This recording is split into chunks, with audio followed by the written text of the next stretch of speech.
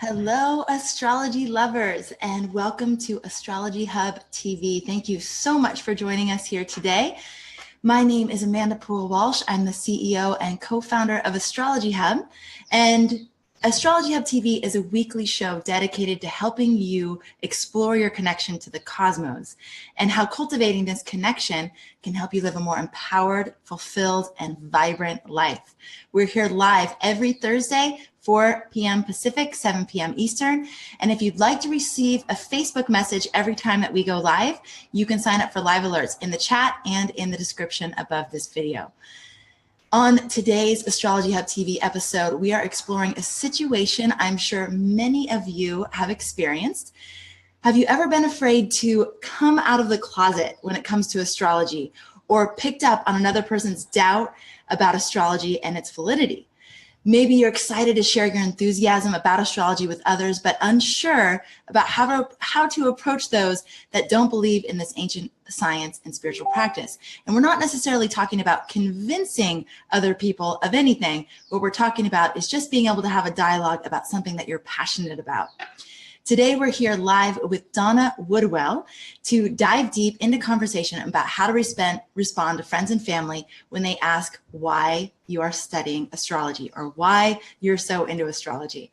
So on today's episode, we are going to explore what to expect when coming out of the closet, out of the astrology closet, ideas for answering your loved one's most commonly asked questions, why studying astrology can make these conversations easier, and how to respond to angry astrology disbelievers. Today's episode is for you if you love astrology and you know intuitively that it's worthy of consideration and you want to feel supported in knowing how to respond to those that may oppose it or be closed off to it. All right, before we dive in, I'd like to tell you a little bit more about our guest today. Many of you are familiar with Donna Woodwell. She is an astrologer that's been with us since the very beginning of Astrology Hub. And literally, there's a few people that are just like at the core of Astrology Hub and woven into the very fabric of it. And Donna Woodwell is absolutely one of those astrologers. So I'm going to read you her bio here. Though Donna Woodwell attended grad school to become a foreign correspondent, she had no idea how foreign she'd get. After exploring ancient and modern magical and mystical practices for more than 20 years, today she uses astrology to help folks discover and live their unique genius. In addition to her private consultations, Donna's taught astrology and esoteric studies at Kepler College and the University of Texas informal classes. She's also written for major astrological websites, including Astrology Hub, where she's now the senior editor. A longtime advocate for the astrological community, she served on the governing boards of two major astrological associations, the International Society for Astrological Research, ISAR, and the National Council for Geocosmic Research, NCGR. Donna holds 2 master's degrees from the University of Texas in Communication and Latin American Studies. Currently, Donna is teaching courses on shamanic astrology and how to read an astrology chart for Astrology Hub, as well as writing a book about how to work with celestial intelligences to enhance your life. If you've been following along with all the new things that are here at Astrology Hub, you know that Donna and I, with the support of the Astrology Hub team, have put together a 3-part mini training series called Astrology Chart Reading Made Easy. And today we released the 3rd and final video in this series. So if you haven't had a chance to watch those videos yet, please sign up via the link that's in the chat. So this is a free mini training series available to you now for a limited time. So if you haven't been able to tune into those yet, now is the time to watch them. Okay, and we have some exciting news to share now that all 3 of the videos have been released, but I'm going to talk about that at the end of this episode. I wanted to just reach out to all of you and tune in and see, how many of you have actually watched any of the videos in the training series, and please give us your feedback. Tell us what you think. We'd love to see that in the chat, and I'll tune into those answers later. Also would love to know how many of you have been in this uncomfortable conversation with someone else who is questioning your love of astrology or, maybe even outwardly criticizing it, and how have you responded, and what was your experience like with that? So you can put that in the chat too. All right. Donna, hi. Hi. It's so great to have you. Thank you so It's much for lovely being to be here. here. Thank you for having me. All right, so let's start with this. What can the audience expect for those out there who are new in their love affair with astrology, or maybe they've been in love with astrology for many, many years or even decades, but have not actually talked to very many people about this passion of theirs? What can they expect when coming out of the astrology closet? Oh, wow. There are so many different opinions on astrology, and I think you've experienced this as well. Some people will surprise you. I mean, I've done astrology reading parties for banks, for Coldwater Creek in the mall, for the Girl Scouts, and all of these very traditional places. You wouldn't think of having astrology lovers, and yet people were flocking to the tables where I was giving mini readings. On the other hand, you'll have people who you have interesting conversations with completely shut off when you start talking about astrology. So I think the first thing you need to do is be calm, accept that what comes is going to be what comes, and find the common ground. If you can understand what's motivating someone else's interest or where they're coming from, the conversation is going to go a lot smoother for everyone. Definitely. Yeah. And I think this, for me, one of the biggest things is not actually even trying to convince anyone of anything. That I've found, no matter what it is, if it's diet or, whatever it is, it's like, and especially with things like nutrition, diet, and now astrology for me, it can start to encroach upon almost like a religious kind of conversation that is just like, I'm not going to try and convince you of anything. Here's why I love it. If you're genuinely interested in understanding, I will definitely tell you how it's helped me in my experience, right. which I'll also always find is really helpful. It's just to speak from experience, and no one can really argue with that. And really just let go of any attachment to trying to convince anybody of anything. Yeah. I mean, astrology, they say don't talk about politics and religion at dinner parties. Astrology might as well be in the religion category for a lot of people. And for those, first of all, I find, because I live in this bubble, like everyone around me thinks it's fascinating. So I don't really have this big of a challenge. I'm dating this fabulous man now who comes out of a more traditional Christian background. And even he and I have great conversations about astrology. So I don't have so much of that anymore. Yeah. But the people I do, when you meet people that are having challenges, it's usually from one of two places. It's either from the science-based objections, or it conflicts with their beliefs about their own religion in some way. And both of them need a slightly different approach depending on the situation. This is one of those places that you have to kind of maybe prepare in your head, but then feel it your way through right when you're in the moment, because you never know exactly what it's going to be like. And personally, I joined Mensa because I wanted to find people to fight with. But I wanted to debate. I wanted to get better at talking about astrology by having people who would push me to talk about it. And I couldn't find anybody to yell at me, which was really sad in my world. But I do understand the few people I have, at the Girl Scout banquet, and you sit down next to someone and they're like, why did they invite an astrologer? And well, I'm a chemist at the university and I just find this unpalatable. Well, you can have a really interesting conversation with them when you ask them why they believe what they believe. And for someone who talks science, it's usually because it's not verifiable, it's not provable, and you can talk about your own experience and how it's been a helpful way for you to think symbolically about your own life, your own sense of spirituality. It gives us a language that we can talk about these things, and that's very constructive. And I flat out tell people, I don't really believe in astrology either. I use it because it's really, really functional to help people. And as long as it's helping people and it's helping me, I'm using it anyway, even if I don't entirely know how it works or why it works. And then from there, you can usually dive into a deeper discussion about how science and astrology grew up together, because science in a real way comes from astrology. which that's one of the reasons they don't like talking about it. We have scientists because astrologers and alchemists were learning how to watch the sky. They were learning how metals and chemical reactions worked. And by measuring them, and so we could make our charts and we could do our alchemical formulas, science grew out of that. So, you know, no astrologers, no scientists. So we got that on them, which is always fun to point out when you're talking to them. So when you're talking to someone from that point of view, what they're really concerned about, and when people raise their concerns, especially if they're loved ones and they're talking to you and they're worried about you, those are concerns are coming from a point of love. They worry about you, they care about you. And so feeling defensive, maybe not the best thing, because they really do care about you, and you can remember that. So for the science types, it's usually they're afraid your brain fell out.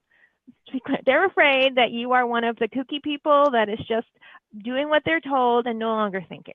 And if you can demonstrate to them that you have gone into this with intention, that you are studying, that you are learning, you are still thinking, they're generally fine. And they're going to be far less concerned about you. So have you had this kind of experience? Have you had those kind of experiences with scientists before? I think they're fun. Mine, well, as you were speaking, I'll tell a little story. It happened relatively recently. It wasn't really science, but I do know that it was coming from a place of love. Very an interesting approach. I was at my high school reunion, my 20-year high school reunion, and it was a man there that I have known since junior high. We were neighbors. I would sneak out of I would sneak out of my house and go hang out with him. And we were really, really good friends. And of course we kind of liked each other. It was this thing where we, kind of loved each other off and on throughout the time growing up and high school and college and everything. So I hadn't seen him for years. And I saw him at the reunion, and he had heard about my recent divorce. And so we were talking, and he said, you're going to find someone new. It's going to be okay. And I was like, yeah, it is going to be okay. And he's like, but you really got to lay off the astrology thing. No, I'm like, really? He's like, yeah. You got to rein that in. I don't know. That's going to scare some men off. And I'm like, you know what? That's okay with me, because if someone actually doesn't like me because I like astrology, it's probably not the best match, and I'm totally fine with that. And he actually could not let it go, though. In his mind, it was this big obstacle, and again, like you're saying, it was coming from a loving place. He was trying to give me some what he thought was helpful advice, and I was kind of like, you know what, that's just not going to work for me. If someone is going to judge me based on my love of astrology, then that's just not going to work. So, yeah. So I've experienced it. I know what you're talking about. This is interesting from Nicole. She said, had an aunt who is religious tell me that astrology is Satan's work and that I should stay away from it. So now I've been avoiding posting any astrology stuff on my Facebook news. Yeah. Okay. So religion's the other major objections. If it's not coming from the sort of science, you are batshit crazy if you're doing astrology. It's coming from the religious point of view. Now, and religion and astrology have always had an interesting relationship for millennia. A lot of people think that the church was just no astrology whatsoever, but that's actually not true. For the first several thousand years of astrology was around in the church. It was more what kind of astrology you could practice and how you practiced astrology, not that you practiced astrology. Astrology was so essential into the medieval way of looking at the world. We used it in traditional Western medicine. We used it to predict the weather. We used it to predict the outcomes of battles and all kinds of things. Books like Dante's Divine Comedy of how you go through heaven and hell and come out the other side, that's all astrological. It's so woven into our culture at the deepest levels of, it's why we have 7 colors of the rainbow and 7 days of the week. Those are all for the planets. So you just couldn't set it aside that way. So for religion, if you look at all of the oldest glyphs for astrology, none of them had crosses on them. They didn't have crossbars, and like Jupiter, Saturn, or the West of them. So that was one of the ways astrology has been Christianized in the West, by adding all those little bars to make it like, okay, they're under God's dominion. And so one of the objections for astrology religious-wise was, okay, as long as, you know, God is working through the planets to help people, you're fine. As long as you're not saying, oh, the planets made me do it, because that takes away your Christian responsibility, you're fine.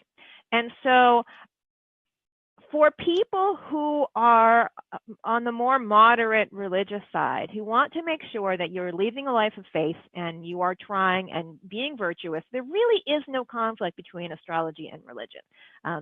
Just like astrology is in other religions, it's in Judaism, it's in Hindu religions. It's just part of the cultures. So those folks who are from that more religiously tolerant, moderate perspective, you're probably not going to have a big problem with astrology. My parents are like that. They think I'm a little crazy, but they don't think that I'm, you know, going to hell anymore. So for people who are more conservatively religious, meaning someone in their lives has told them that astrology is devil's work, or that practicing astrology means you're going straight to hell. That's a much more complicated conversation, because for them, their concern is, well, you're going to hell. They care about you and they don't want you going to hell.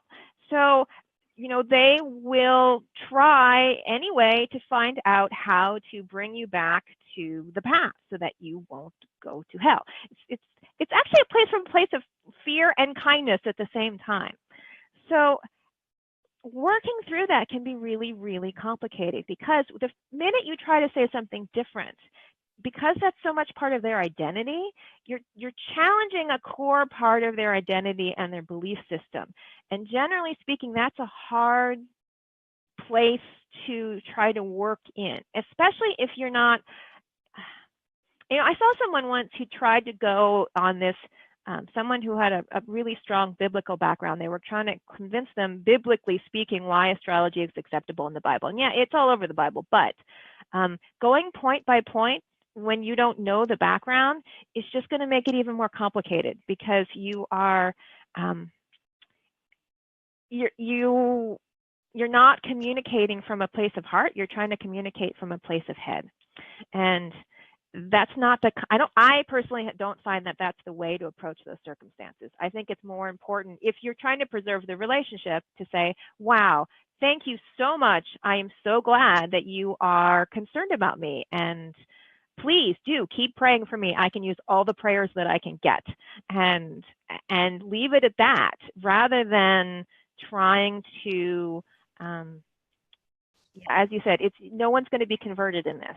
Yeah, I love what Shirley says. She says, Nicole, I grew up in the Bible Belt, so I understand. I only mention it to those I know are okay with esoteric topics. How many of you kind of censor or feel into who you actually talk about it with? Or are you just kind of, you know, liberal and with it, and they can, you know, take it the way they want it? How many of you actually kind of like assess the individual's openness before really diving into the topic? I'm just curious. Okay, so Janice says, it is my understanding that the Vatican has the single largest collection of astrology books on the planet. Have you heard of that, Donna? That wouldn't be surprising. Yeah. I mean, because they have books that go back for 2,000 years. They must have everything. Yeah. That wouldn't surprise me at all. And as I said, astrology has been a central part of the history of Western intellectual tradition, and that's what's in the Vatican Library. They've got all kinds of things. Yeah, I like what Leslie says here too. She says, and it's back to the science conversation, tell a scientist to disprove it, which is an interesting approach. You can have all kinds. I mean, I love talking to scientists. You can have fascinating conversations with them. I know other astrologers do too, because they ask really good questions. As long as, you know, true science is agnostic, as you said. True science says, I don't know. I don't know how this works. Let's ask a lot of questions about how it works. And so when you get a scientist who is like that and says, oh, I don't know, how can astrology work? I don't know. I don't think we have the science yet to even ask that kind of question, because to me, it gets to the heart of what is reality. And that reality happens somewhere at the confluence of space and time and energy and thought. And they all wrap up into this kind of cosmic consciousness, for lack of a better term. And that's a much better place to think about the nature of astrology. It's sacred mathematics and all sacred geometry than it is to try to say, oh, gravity makes Mars do this to me. And I don't think that's the way it works at all. I suppose some people do, but again, we can't prove any of these things. We just have, right now we're working from our experience, and so we can demonstrate it by our own evidence, but we can't demonstrate it theoretically. And since we can't demonstrate it theoretically, science is always going to have a problem with us. Okay, yeah, totally. I love this too. Okay, SBF, I'm not sure your name, but she or he says, once I started to get it, Eastern approach to natural science. In the end, as my wonderful mentor says, it's really hard to argue with accuracy. Thank you for this webinar. And that's the thing. It's okay. Well, just try it out in your life and see if it's helpful. See if it's useful. If it's not, then let it go. But give it a month or two and see if it actually helps you. Someone else said that I think she had a sister-in-law or someone that was super skeptical and really criticizing. And so she gave that person a reading, and now it's like, okay, tell me more. I need to know more. And that really, I think, pretty common.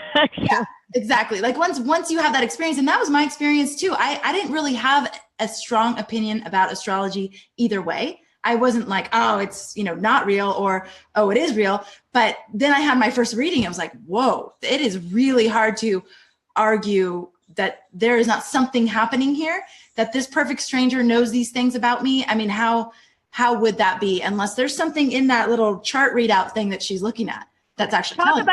Talk about freakish. Okay, so here's one of my favorite freaky stories. So I was at one of my astrology students' houses for lunch, and I was packing up my computer to go and pick up my daughter on the other side of town. She's like, oh, wait, don't go. I lost my passport and I have to go to Europe next in a couple weeks, and I don't know what to do because I can't find it. It's not where it's supposed to be. And she said, do that thing where you find stuff. And I said, I gotta go. Why did you wait till now? And the little voices in my head said, just look. And so, okay, maybe that was a psychic bit.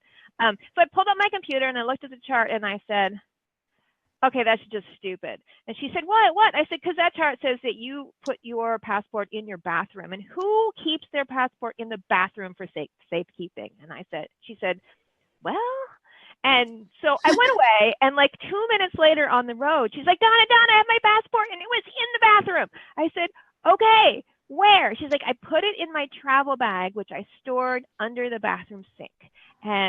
But that's what the chart said, that the passport was in the bathroom. And so how in the world how can that work? Seriously, how can that work? And when those things happen again and again and again, eventually you just go, okay, there is something bigger than me going on here that I don't understand, but I don't. I read a book just a couple weeks ago called Siddhartha's Brain, and it was about Buddhism and the Tibetan Buddhists who've been working with neuroscientists, to find out what effects meditation has on your brain. And the Dalai Lama was talking about meeting with various scientists, and he's like, I think it's so sweet that they're trying to find proof for everything, but we just say experience it for yourself. And I think that's a great way to think about astrology too, that we can say, look, try it. Yeah. See what it's like. If it makes sense for you, use it. If not, hey, it's fine. It's good. Yeah, absolutely. And I'm also having a memory from the movie Contact. Do you remember Contact? I love that movie. I know, me too. I love it too. And how at the end, Matthew McConaughey's character is like talking about, can you prove love? Like, can you actually prove there's love or not love? I mean, it's, and I think most people would say, yeah, I've experienced love. I know love exists. And can I prove it? Can I see it? Can I touch it? Like, no, I can't. Yeah. Okay. All right. So Donna, tell us why studying astrology makes these conversations easier, unless there's any more commonly asked questions that you want to cover before we go there. Yeah, no, those are the pretty big ones. Okay. All right.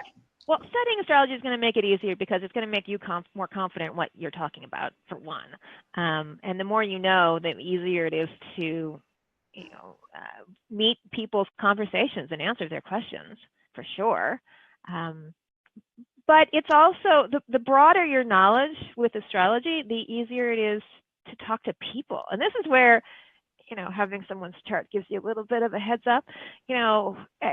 Seeing lots of clients, I always know when my clients are going to be early. I just look at their chart and I'm like, oh, they're going to be here 10 minutes early, so I better plug everything in advance.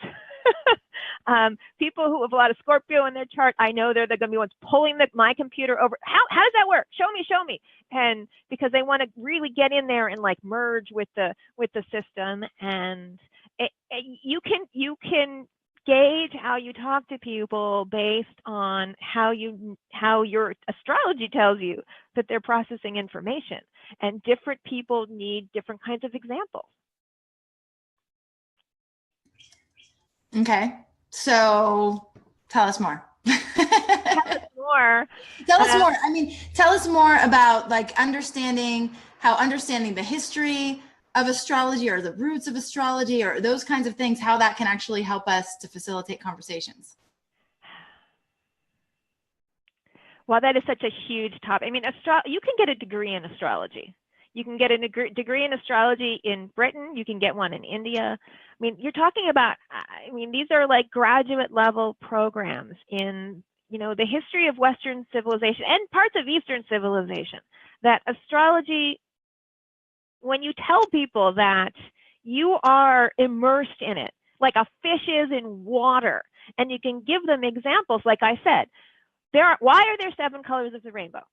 Think about it. Look at a rainbow. Why are there 7? There aren't. There's just a continuum of color. There are 7 because Isaac Newton was an astrologer and an alchemist, and he loved planets, and so he named them one for every planet as like an example of what light shining through a prism is. Light shining through, broken into different colors, is like what happens when the cosmic light shines through the planets and breaks it into all of these colors. And who knows that?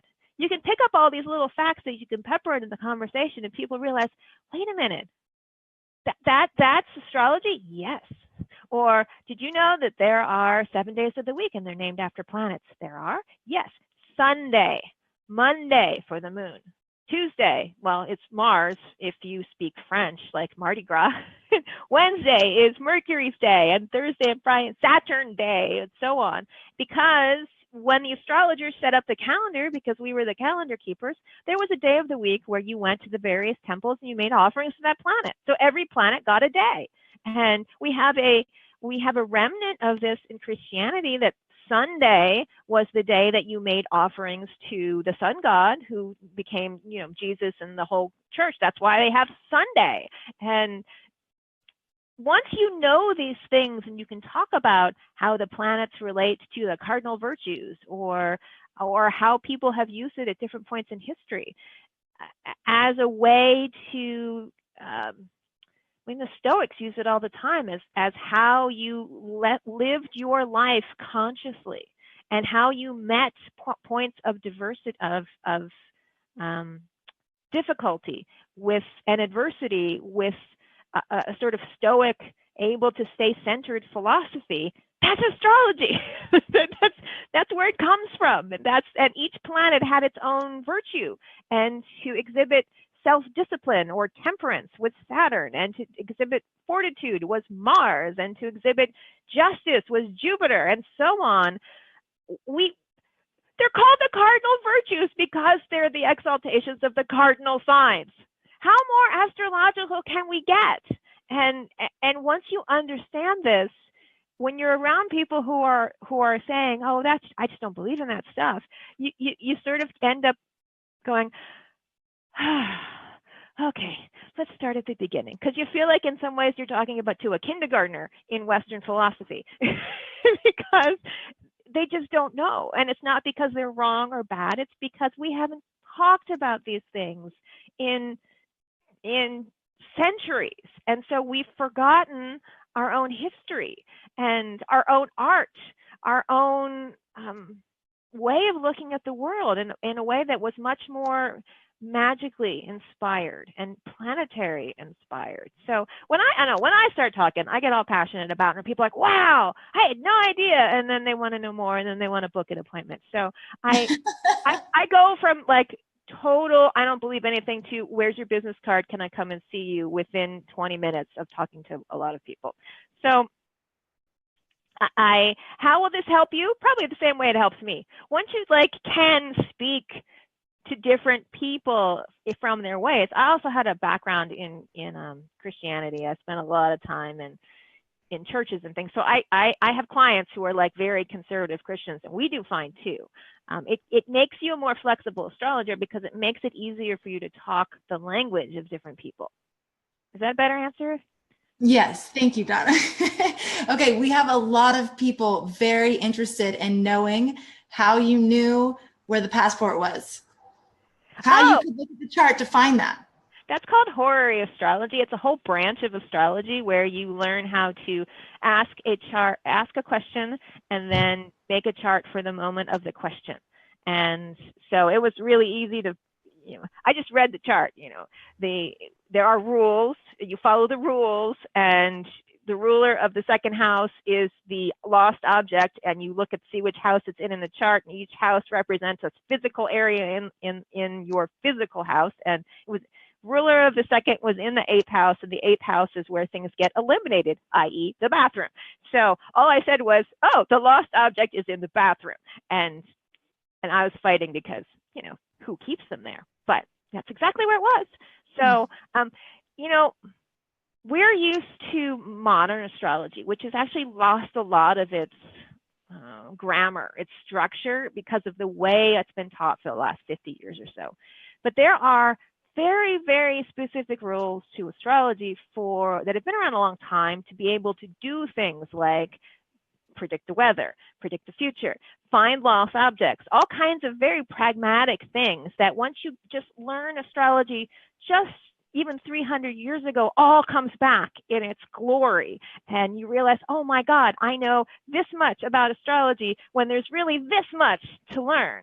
And just the modern astrology schools have been teaching about all this new discoveries we've just made in the last 20, 30, 40 years that bring this whole branch and understanding of astrology back that we haven't had access to in 100 years. It's amazing. And you can find lost passports with it.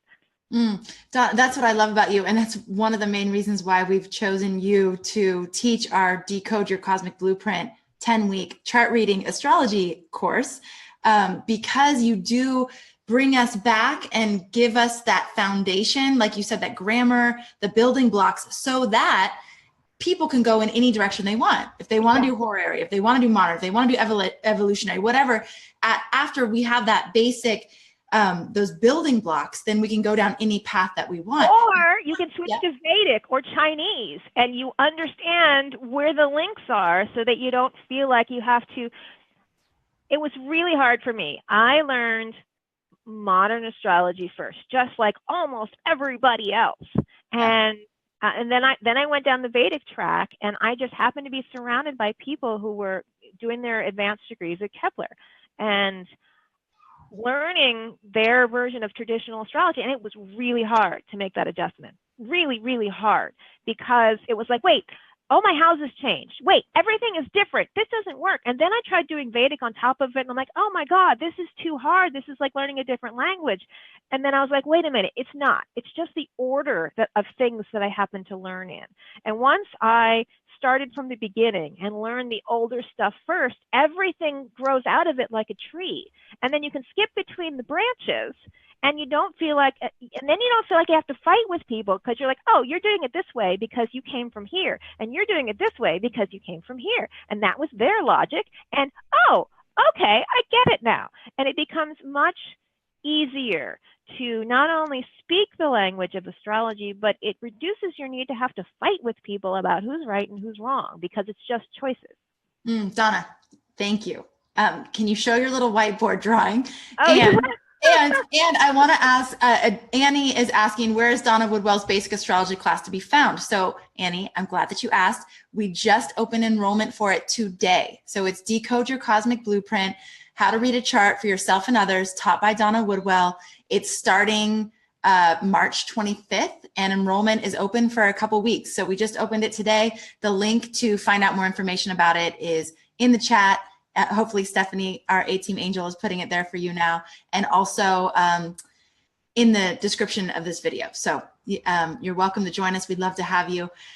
Donna, can you show your little drawing? Because Donna has explained this to me so many times about why like skipping steps makes it hard to learn astrology, because if you start here, then it's hard because you don't understand the roots of it. And then she drew this picture, which she showed me today. And I was like, oh, that's really helpful. Can you show that to people?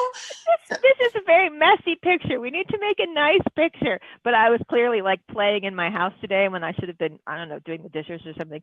So yeah, here is my whiteboard. Can you even see this? Yeah. So this is my astrology tree. All right. So we have down here under in prehistory, we have the roots of astrology that come out of India and Sumeria and ancient Egypt. And they're feeding this tree. And it comes through the Hellenistic age where we learn how to make actual astrology charts. There was a time when we had to invent them. And then from there, we had branch that went off into Vedic astrology and inspired everything that what happened in Vedic astrology. Hellenistic astrology went through the Arab world to the medieval world and the Renaissance world, and with a consistent core that kept developing on itself. Then we hit the scientific revolution, and astrology almost died in the West. We had so few astrology books printed. There were only a few over decades.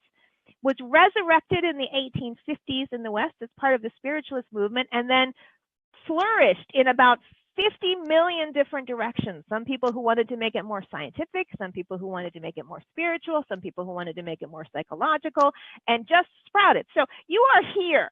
You are here. When you are learning modern astrology with your 12-letter alphabet, which is Aries equals the first house equals Mars, you are here compared to this, okay? And so it's not that your astrology is bad or wrong. I'm just saying that there's a lot more that you can do with it that you might not have thought about before. And how cool is that? The fact that you love astrology as much as you do, and you are here. Think how much more you're going to love it when you have an entire tree to play with. How's that? Love it. Donna, thank you so much. There's someone else who's saying that Leslie says, I was studying modern for a long time. Now I'm studying traditional and horary with Adam Ellenbass. It's amazing to learn the more ancient traditions. So very rich and structured. It took a while for my brain to recalibrate, but totally worth it. So Patrice, it's where we're the study going. of etymology will help connect the root of the language of astrology. Yeah, absolutely. And I love what you say too. When we learn the roots, we don't have to sit and memorize things because we understand the why. We understand the why behind things. So I really think that that's helpful to keep in mind too. Absolutely. Yeah. Okay. Let's see.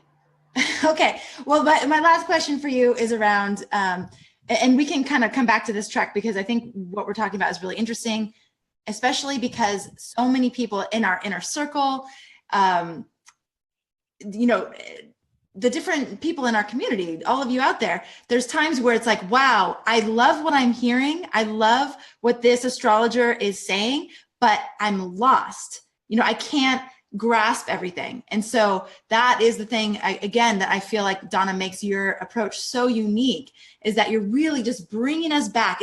I went to pick up my daughter at school early the other day, and because she had to go to the orthodontist. And I walked in and they were learning, there was a long, 522 times 12 on the chalkboard. And they were, sorting that out. And I was thinking, what if you tried to just jump right there and do 522 times 12 when you had not learned the numbers, the addition, if you hadn't started multiplying small numbers first, you would be so lost. And I had this moment of like, wow, that's what so many of us are doing with astrology. Like we're jumping into like long division and multiplication, and we haven't even learned addition, and we haven't even learned, basic numbers. And I think that that's why there's so much confusion, and why there's so much frustration, and why you literally can, I've been sitting on calls with astrologers, for 2.5 years now. And there's times where I'm lost because I don't understand those basic building blocks, just like so many people out there. Right. Here's a great example. There are, last time we counted like 24 different house systems. And you ask an astrologer, why do you use that house system? And they go, well, because it's the one I learned. And they have no idea why they are the way they are. And so there's no way to even have a conversation, because conversations, like we were talking about before, they need common ground. You have to find the place where you can come to some meeting point to have communication, or it doesn't happen. So with the houses, there's actually 3 kinds of house systems. There's idealized house systems, and then there's quadrant house systems. And the idealized has 2 sections of it, either whole sign, where everything just starts at 0, or equal houses, where you just count from the ascendant or the midheaven because they are resonating with the ascendant or the midheaven degree. And those give you sort of a kind of like an archetypal, it's a good word in that case, an archetypal view of a chart. A second half of house systems, which are the majority of them, there's like 20 some of them, are what's called quadrant systems. And they're based on where the actual midheaven is in the sky and how you divide up the sky. And either you divide it up by time or you divide it up by space. The reason you do those is because you want to have your astrology reflect what the sky actually looks like. And so you have more of them because people have done astrology in different parts of the world. And so some of them work in different parts of the world better than other parts of the world. And once we lost our sky reference point, we couldn't understand why we had them all anymore. And so it's really not about, well, this one's better than this. It's that they all were created for a reason. And once you understand the reasons and how the different pieces fall together, then you're like, oh, I will use this house system for these circumstances, and I will use one of these for these circumstances, and it will make sense to you. And you don't have to, once you understand the theory, you don't have to understand, oh, well, this one's based on this kind of obscure mathematics. It's not nearly as important as the why that you would use it in the first place. And you need some basic background in the grammar and asking, why does Mars mean aggression? Why does it mean strength? Why does it mean outward behavior? You know why? Because it's red. If you go outside, it's red, and it's the first one past the Earth. So it's the first planet that could be anywhere in the sky that it wanted to. It's like a teenager. A teenager who's like gotten to be 13 or 14 years old and gone, whoo, I don't need you anymore, Mom. Bye, see ya. And out he goes. So we get this feeling of the outward movement of Mars because of the experience we have of him in the sky. So not only have we forgot our history, we're losing the sky. And once you lose the sky, you don't understand the reference points for astrology. And think how hard it is to, for me, it's even funny talking to other astrologers sometimes because they don't know their history anymore. How much harder it is to talk to people who don't even have that, who are totally in the astro-muggle world. Can we make up a word? Can we call them astro-muggles? Astro-muggles? Well, what does that mean? That they don't know any astrology at all. And other than, maybe their horoscope sign. And oh, yeah, of course. Yeah. Yeah. We could just say muggles. You just say muggles. Okay. Yeah. So how much, if we have a hard time communicating amongst ourselves for some of these things because we find things to fight about and we don't know why we're fighting about them, what do the people outside the astrology community think of us when, they don't have any background at all? So we back to compassion, back to humility. Maybe I don't understand everything about what's going on, but I'm doing the best that I can. And all those kinds of things are what we need to have, not just conversations with people outside of the astrology community, but also within the astrology community. I love that. I love, Donna, how your approach. It's the word that comes to mind is it's just a very intelligent approach to learning. So Okay, so let's talk about the course. I mean, enrollment's open. So why don't you tell us a little bit about how you have structured the course and why you feel like this is the best way to really create that foundation of learning for people? Well, I feel like I have the benefit of the work that the major astrology schools, especially Kepler College and the International Academy of Astrology, have been doing for the last 20 years. Because they're the first places that have had astrologers from all different disciplines teaching in the same environment. So not just like one teacher, one student kind of situation, but like multiple teachers. They recognized that their beginning courses had to be taught in a way that made space for where all of these potential ways to use astrology. So they started working on a curriculum and testing it year after year on the students to see what helped them learn the best. And not surprisingly, they found out that the way that it usually helps people to learn is in order of their historical development. So that means that planets were, us and planets were first. And think about that. Every culture, the Hawaiian culture, the Mayan culture, the Chinese culture, every culture sat and they looked at planets because the planets look the same from no matter where you are on the Earth. And so what did those planets evoke in us? They became the moving actors in the sky. And from there, layer on extra stuff like, okay, we needed zodiac signs because we needed to be able to find the planets. And then what happens when you put planets and signs together? And then what happens, okay, and then what happens if you put two planets together? We get aspects, okay. Now we're getting down to, let's bring the whole thing down to Earth, we get to houses, and so on. Since once you layer one after the other, you recognize that a chart's not just a flat thing. It's actually kind of a continuum.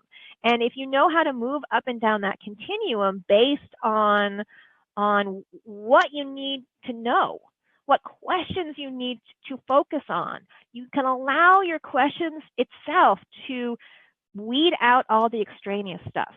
And as you said, what makes people confused when they learn now, there's several big things that makes people overwhelmed. One is that we used to have to do charts by hand. Yeah, we had to sit there with our books. I have a stack of them. I could show them to you. We sit there with our books and our little slide rules and our abacuses or whatever, and it takes about 45 minutes or an hour to do a chart by hand. And you saw the sun pop out of the numbers, and you saw the moon pop out of the numbers, one after the other, and the information came in gradually.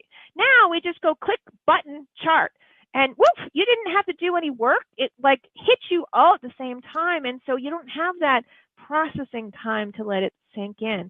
And not only that, we have the capacity to put so much stuff in a chart now, because you can add this and then that, and the million asteroids we've discovered, and the 150 centaurs and minor planets, and all of a sudden you have more points in a chart than degrees in a chart.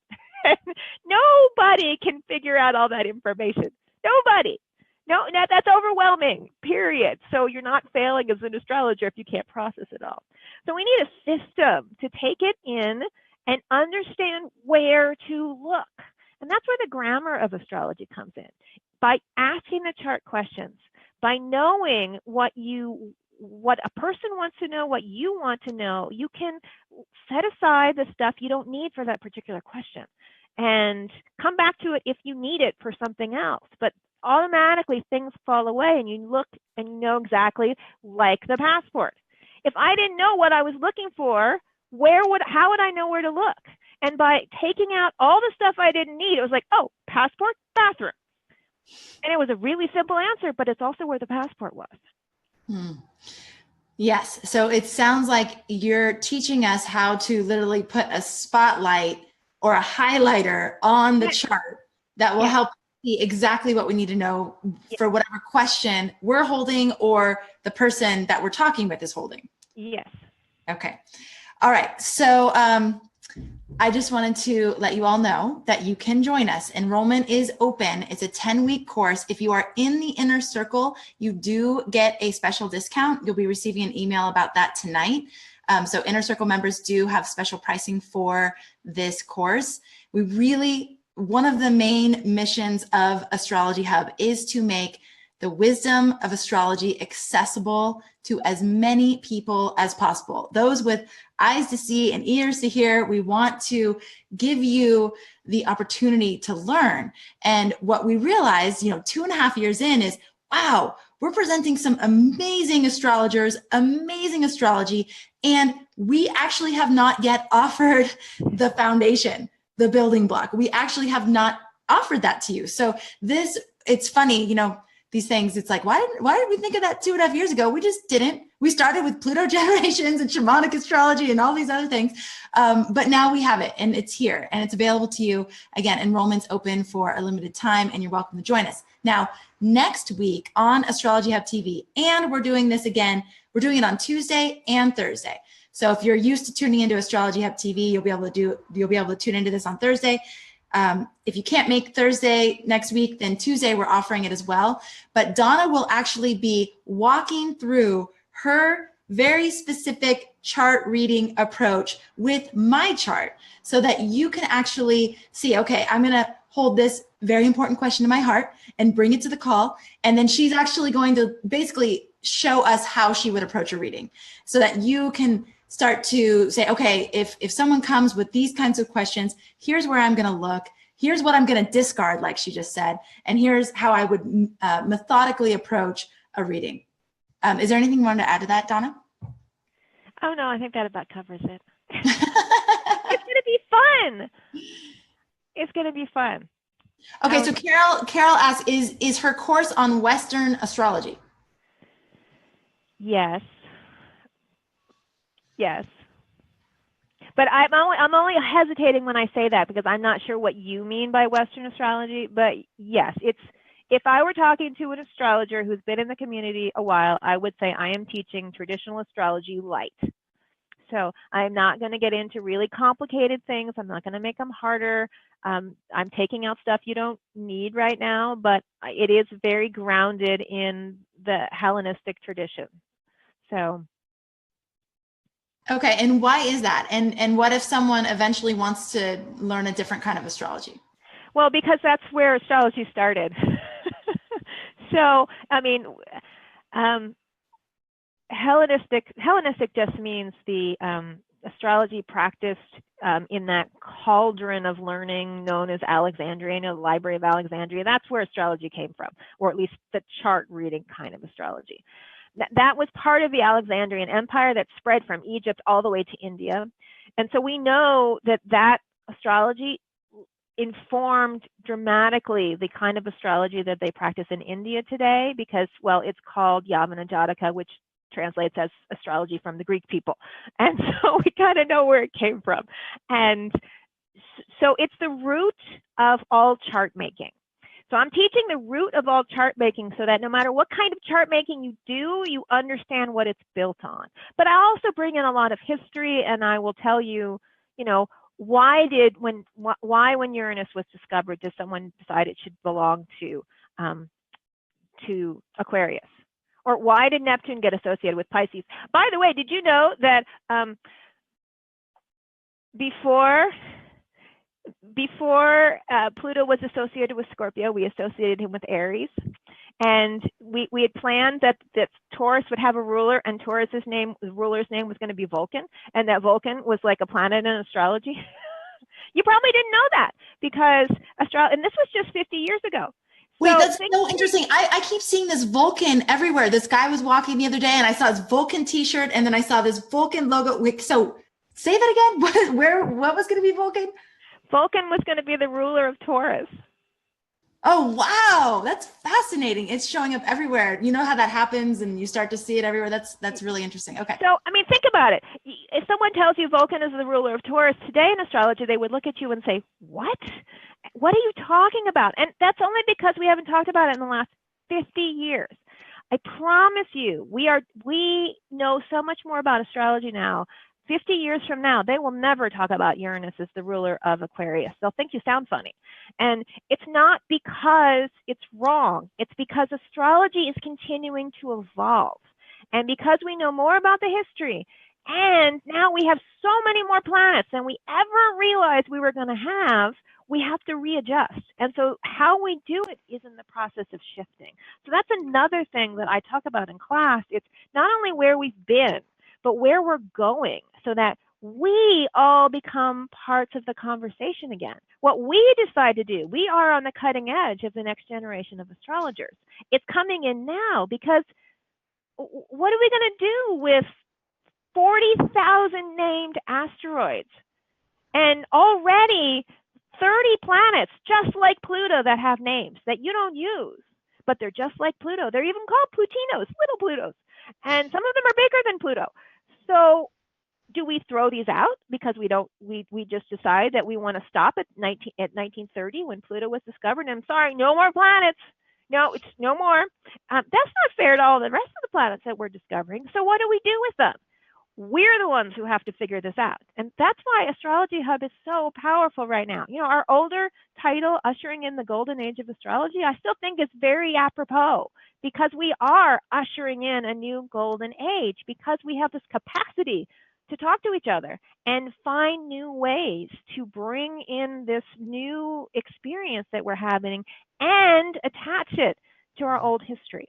Totally. I totally agree with you. It is amazing. And actually, I'm thinking of Maru Matu right now, because then her focus very much is on the quantum physics. And I had a star seed reading with her the other day. So she's telling me which planets and where I come from like a star seed lineage, which is a whole nother way of looking at it. But again, you're right. Without that foundation, without understanding where all of this has come from and where it's evolved from, it makes it really hard to jump in the conversation like midstream. Okay, so NRV is asking, is there times for Tuesday and Thursday? Yes, Tuesday's webinar, where Donna's going to be going methodically through and answering my questions for my chart, is going to be 1 o'clock Pacific, 4 o'clock Eastern. So that's next Tuesday, 1 o'clock Pacific, 4 o'clock Eastern. Stephanie and team, just double check my time on that. I've been known to do wrong times when I'm live because my brain's like not really thinking that way. And then Thursday, Astrology Hub TV, same time, same place. So if you want to join us on Tuesday, make sure you sign up for that webinar so we can send you the link, and you will be able to join us via the link that we send. Oh, that's right. Okay, so Tuesday, 1 o'clock Pacific, Thursday, 4 o'clock Pacific, will be on decoding my chart. So, Donna. Yes. There was something else I was going to say. I can't remember what it was. Okay, we are basically at our time. I am so excited for all of you to join us next week. I'm so excited for all of you to check out our Decode Your Cosmic Blueprint new chart reading course. Donna, is there anything else you want to leave us with? Yeah, if you come to the course, guess what? You will be part of the largest beginning astrology class in the history of the planet. Wow, that is really so cool. I think that's really, really cool. I don't know. I don't know if anybody else thinks this is cool as I do, but I think this is a marvelous adventure. We've never sent this many people simultaneously into the world with the knowledge of our ancient traditions. I mean, Kepler and IAA have been doing it for years, but it's always been, 5, 6, 7, 8, 10 people at a time, not what we're going to have. It's going to be amazing. The energy, I just remember the energy of that first shamanic class was just palpable. And it's going to be like that only for our history. I'm just astonished. I'm so happy to be with Astrology Hub and going on this adventure. It's amazing me too, because when you take this course, you will actually be trained enough to take the certification. If you want to become an astrologer, you will have enough background and understanding to take certification course to actually become an astrologer, which again makes me so excited, because one of the goals of astrology, like I said before, Astrology Hub, is to make the wisdom of astrology as accessible as possible. I cannot imagine what will happen when all of you are armed with this knowledge, and then you can go out and start proliferating it with the people in your sphere. So I know, it's like when I see my daughter, my little stubble Scorpio child, going off into the world and like saying really sensible questions like, well, why would you want to do that? And to other people, and I'm not even in the room, I'm like, oh, bless you. It's like I get to send off this being into the cosmos, and have her taking the things that I love and spreading the word and having all of these people in class and changing the conversation for the people they meet on the airplanes and in the conversations that they have with the people they love. I think it's just so mind-blowing. I am so honored to be part of it. Wow. Okay, so Lynette asks, is there going to be a replay? Because she can't join us live, Lynette. Yes, there will be a replay. It will be a limited time replay though. So, and we'll probably give you the weekend just to give you that time. I know for me, the weekends are like the only time I can do things like this. So yes, we will offer the replay, but do your best to show up live. We will be taking questions. So, and as always, the live energy is just, unmatched. You know, you just can't get it in any other way. But I totally understand too, sometimes schedules just are where they are. So thank you so much, Donna, for being here with us today. It's been such a pleasure to explore this topic, to really get to this place where all of us can feel confident and grounded in our understanding of astrology. And then any conversation we have with anyone, it won't really, there's no like rattling, because it's like, okay, this is what we know, this is where it comes from, this is the history of it. And I think that's why you're so effective, because you do have this wealth of information at your fingertips that you can call upon no matter who you're talking to. So you are now in a position where you get to transfer that to all of us, and I am so very grateful. And I want to thank all of you for tuning in. It's been great to share this space again with you here today. I hope to see you all next week on Tuesday and or Thursday. And thank you again for making astrology a part of your life. We'll see you next time.